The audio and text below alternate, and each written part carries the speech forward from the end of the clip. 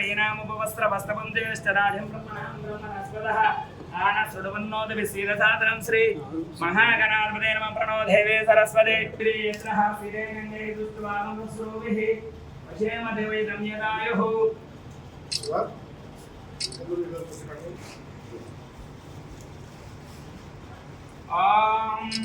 शुभे शोभनमंगल मुहूर्ते अत्र पूर्वमेव सोममन्त्रे गायने शुभवासरे स्थिरवासरे क्षीर नक्षत्रे शुभगणे वन्दनं चेत् नमस्सिष्टायां शुद्ध श्रीमान् सुमनोत्रोद्भवस्य प्रणं दशरथ धर्मपत्नी श्रीदेवी नामस्य सह कुटुम्बस्य क्षेम राजो राष्ट्र ग्रामाचार्य अक्षरदासाश्रम नाना गोत्रज అందరూ కూడా ఒకసారి మీ గోత్రము మీ పేర్లను మీ కుటుంబ సభ్యులందరూ వేసి నమస్కారం చేసుకోండి. ఓం వందనం ప్రభుత్వం సమయవ రాజాను సంకీర్ణ నాగా స్వర్గనా మంగళం సతతం దీర్ఘమాయుః.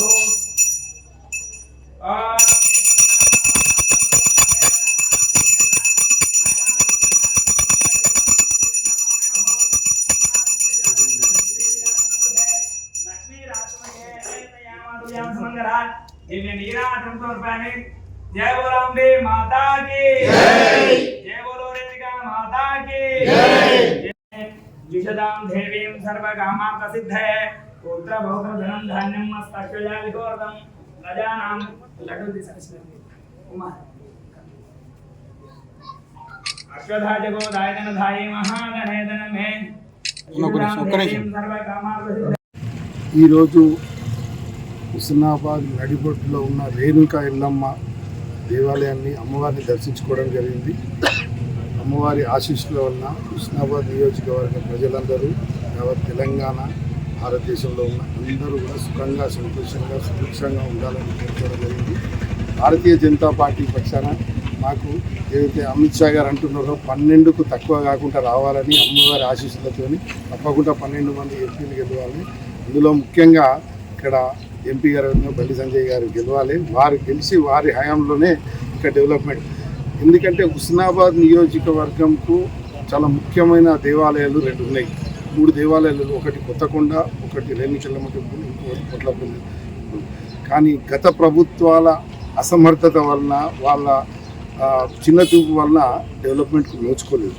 ఎందుకంటే హుస్నాబాద్లో ఇంత మంచి దేవాలయం ఉండి ఇంతమంది వచ్చిపోయే దగ్గర మినిమం ఫెసిలిటీస్ లేవు ఇక్కడ.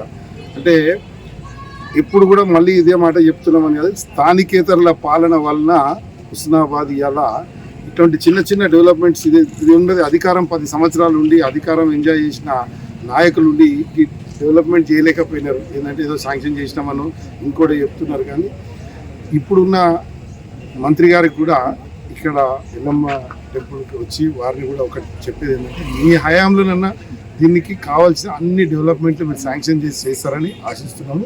దానికి ఖచ్చితంగా బండి సంజయ్ గారికి వెళ్ళి ఏదైతే ఉంటుందో ఎంపీ గారికి వెళ్ళి కావాల్సిన నిధులు కానీ తప్పకుండా మేము మా వంతు బాధ్యతగా మేము తీసుకుంటాము. వ్యక్తిగా కూడా నేను భారతీయ జనతా పార్టీగా నేను కూడా నా వంతు సహకారం చేస్తాను. కానీ డెఫినెట్గా రాష్ట్ర ప్రభుత్వం తరఫున ఇక్కడ రిప్రజెంటేటివ్గా ఉన్న మంత్రి గారు వారు చేస్తారని ఆశిస్తారు. ఎందుకంటే ఎప్పుడు హుస్నాబాద్కు స్థానికేతరుల పాలన ఉండడం వల్లనే హుస్నాబాద్ వెనుకబడుతుంది. మరి మీరు కూడా స్థానికేతరుల పాలన వల్ల ఉంటే మాత్రం పొన్నం ప్రభాకర్ గారు గౌరవ మంత్రి గారు మీరు చేయలేదు అంటే మీరు స్థానికేతరులు లెక్క చేస్తే మాత్రం అట్లీస్ట్ మీరు రేణుకెల్లమ్మ దేవాలయం మీరు కూడా సుఖంగా సంతోషంగా మీరు అనుకునే నెరవేరాలని కోరుకుంటున్నాను.